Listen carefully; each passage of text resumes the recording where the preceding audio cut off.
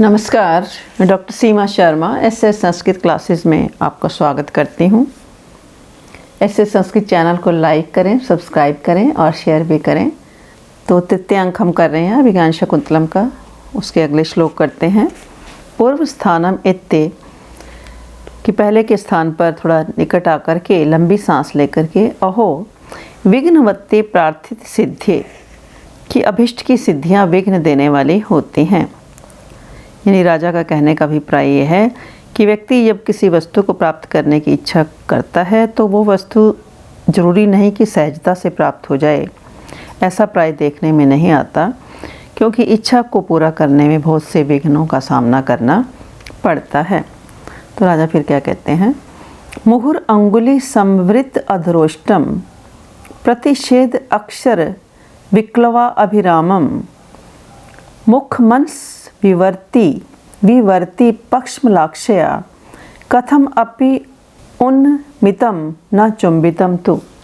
तो राजा क्या कहता है कि पक्ष्मलाक्षया मुहुर अंगुली समृत अधरोष्टम कि लंबी और सुंदर बरौनी युक्त आँखों वाली, कि सुंदर भौं वाली उस शकुंतला के बार बार उंगली से ढके हुए अधरोष्ट को तथा प्रतिषेध अधर विक्लव अभिरामम अंशविवर्ती निषेधात्मक अक्षरों से स्पष्ट उच्चारण से सुंदर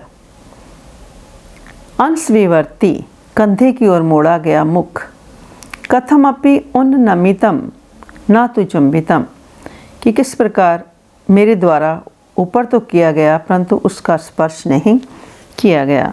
इस श्लोक में माल भारणी छंद है। और तो फिर क्या कहते हैं राजा, क्वनु खलु सांप्रतम गच्छामि कि ठीक है, इस प्रकार मैं यहाँ से किस प्रकार यहाँ से मैं निश्चय ही कहाँ जाऊँ।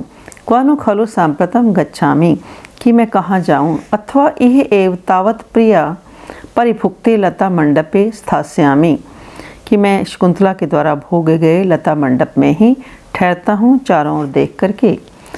तस्या पुष्पमयी शरीर लुलिता शय्या शिलायाम इयम कलांतो मनमथ लेख एष नलनी पत्रे नखई अर्पितः हस्ताद् भ्रष्टम इदम भिस आभरणम इति असज्यमानेक्षणो निर्गंतुम सहसा न वेतस गृहात् शक्नोमि शून्यादपि।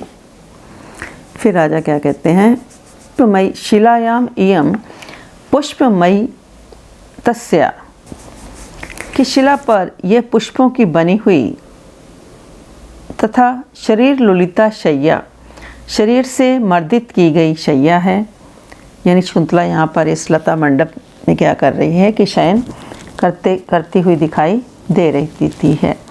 नलिनी पत्रे नखे अर्पितः और कमलनी के पत्तों से नाखूनों से लिखा हुआ यह कलांतः मनमथ है लेखा मुरझाया हुआ मनमथ लेख है, प्रेम पत्र है।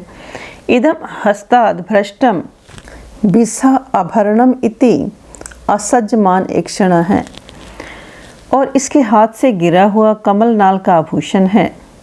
इस प्रकार मानो आसक्त हुई दृष्टि वाला इति असज्जमान एक क्षण कि आसक्त हुई दृष्टि वाला अहम शून्यातपि वेतस गृहात् सहसा निर्गंतुम न शक्नोमि मानो मैं शून्य गृह से भी इस शून्य भी वेतस गृह से अचानक निकलने में समर्थ नहीं हो पा रहा हूँ।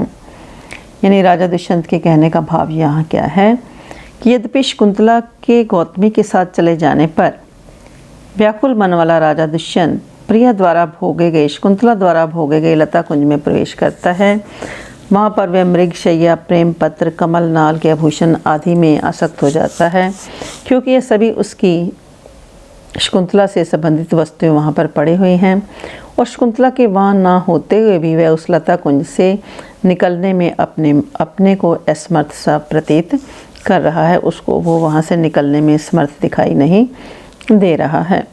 दोबारा से देख लेते हैं एक बार कि तस्य पुष्पमयी शरीर ललिता शय्या शिलायाम एयम किस शिला पर वह पुष्पों की बनी हुई तथा उसके शरीर से मर्दित की गई शैया है।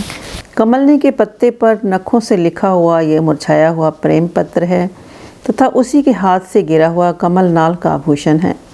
इस प्रकार प्रिय संबंधी उन वस्तुओं के प्रति आसक्त हुई दृष्टि वाला भी मैं इस वेतस गृह से अचानक बाहर निकलने में समर्थ नहीं हूँ।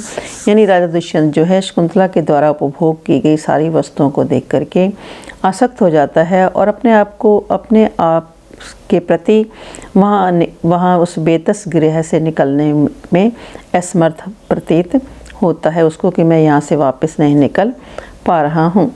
तो इस श्लोक में शार्दूल विक्रीडितम छंद है। शार्दूल विक्रीडितम का लक्षण है सूर्य अश्वई मस जस ततः स गुरुवा शार्दूल विक्रीडितम। तो यहाँ मनमथ लेखा है, मन मथस से लेखा है, षष्ठी तत्पुरुष समास है।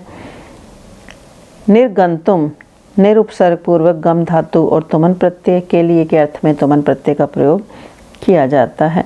राजा के द्वारा इस दृश्य को देखने के बाद नेपथ्य के पीछे से आवाज आती है भो राजन कि हे राजन सायंतने सवन कर्मणि संप्रवृत्ते वेदीम हुताशनवतीम परित्यय पर्यस्ता छायाश्चरन्ति बहुधा भयम आदधाना संध्या अभ्रकूट कपिशा पिशिता अश्नानाम।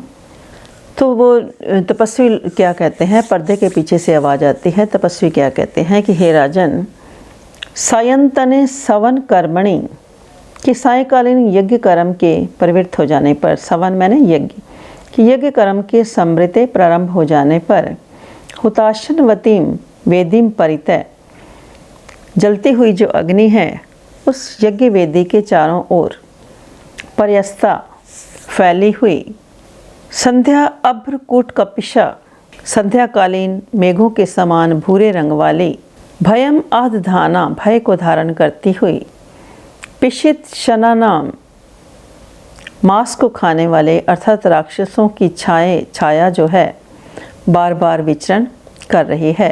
यानी राजा को संबोधित करते हुए तपस्वी क्या कहते हैं कि हे राजन, ये इंपॉर्टेंट है श्लोक पेपर के लिए भी।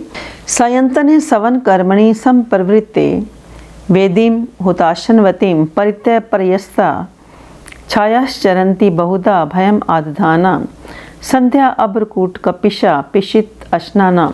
तो प्लेलिस्ट में जाकर के आप संधि समास कारक वर्ण विचार ये सारी वीडियो देख सकते हैं। जो कुछ भी आप देखना चाहते हैं उसमें अच्छी प्रकार से देख सकते हैं। और अभिज्ञान शाकुंतलम जैसे हम कर रहे हैं तो अभिज्ञान शाकुंतलम तृतीय अंक के साथ साथ ऐसे संस्कृत लिखेंगे तो सारा जो चैनल है जो वो सारा आप अच्छे प्रकार से देख सकते हैं। और भी वीडियो मैंने डाले हुए हैं उनको भी आप अच्छी प्रकार प्लेलिस्ट में जा कर के पूरा देख सकते हैं। तो तपस्वी क्या कहते हैं राजा को कि हे राजन कि सायकालीन यज्ञ कर्म के प्रारंभ हो जाने पर, सवन कर्मणि मीन्स यज्ञ कर्म के संप्रवृत्ते प्रारंभ हो जाने पर हुताशनवतीम जलती हुई जो अग्नि है उस यज्ञ वेदी के चारों ओर पर्यस्ता मीन्स फैली हुई संध्या अभ्रकूट कपिशा सायकालीन मेघों के समान, अभ्र मैंने मेघ कि मेघों के समान भूरे रंग वाली भयम आदधाना भय को उत्पन्न करती हुई मांस खाने वाली राक्षसों की जो छायाएं हैं बार बार विचरण करते हैं। यानी तपस्वी राजा का आह्वान कर रहे हैं कि सायकाल का यज्ञ शुरू हो गया है और उसमें विघल डालने के लिए राक्षसों की जो छायाएं हैं इधर उधर मंडरा रही हैं। अतः आप यहाँ शीघ्र यज्ञ की रक्षा के लिए तपोवन की ओर चलें। तो राजा बहुत तपस्वी नहा कि अरे तपस्वी हो माँ भेष्ट की डरो मत, अयम अहम आगतो अस्मि कि मैं आ गया हूँ, ऐसा कहता हुआ राजा इति निष्क्रांत निकल जाता है। और यहाँ पर तीसरा अंक हमारा समाप्त हो जाता है। तो आज के लिए इतना ही। धन्यवाद। जय हिंद, जय भारत।